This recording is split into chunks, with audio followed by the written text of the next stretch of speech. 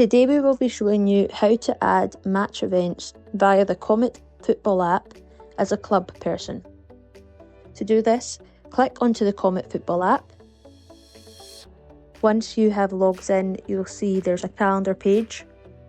And each circle on dates identify events. If I click on today's date, at the bottom of the screen you can see the matches option, and I can then click on that match in question. From here I have the info page, which shows me the teams involved, the location and the time of the match, as well as the match officials. Because the time of the match has just about passed, both team lines will be released. In order to start adding match events to the game, as a club person, I can click the Start Game button on the info page. This will also update the live app to see that the game has started. You'll see that a timer will now tick. We're at 13 seconds, and I can go ahead and add match events anytime after that start game has been selected. To add a match event, select the team line, then the player's name who was responsible for that event. And then you'll see I have the option of goal, own goal, penalty, missed penalty, or yellow or red card to add to a starting player. To add an event, I select the event I wish. I can verify it's the correct player with the photo. The minute will have been taken from the timer when we started the game. If you started it late, you can select the minute and edit the time if needed.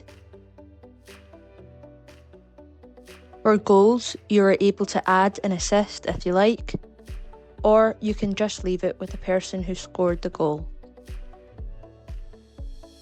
Then select Save. Once that match event has been added, you'll see a small goal icon under the player's name. To add yellow cards, we'll select a player on the different team now. You can scroll down to the player in question, select their name, and to add a yellow or a red card, the exact same process. You select on the card in question, verify the time, the event will be during the match, and then you just select the reason. We would ask that you always select that first reason TBC. No statement is required, and then you can click Save. Please note, all match events, including cards, will be edited and verified by the referee at the end of the game. You'll see a yellow card has now appeared under that player. The last match event we'll show you is how to add substitutions. To add substitutions, you start with the player who's coming on as opposed to the player who's coming off. To add a substitution, I'll click on the player's name, select the substitution option.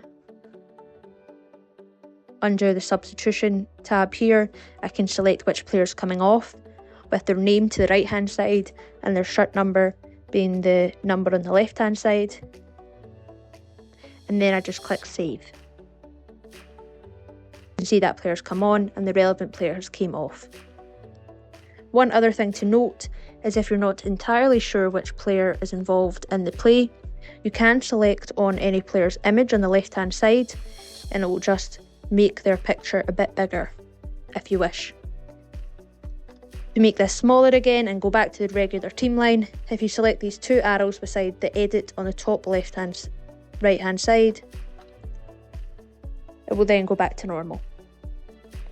On the info tab, when it gets to half time, you can select break by just tapping on the break button.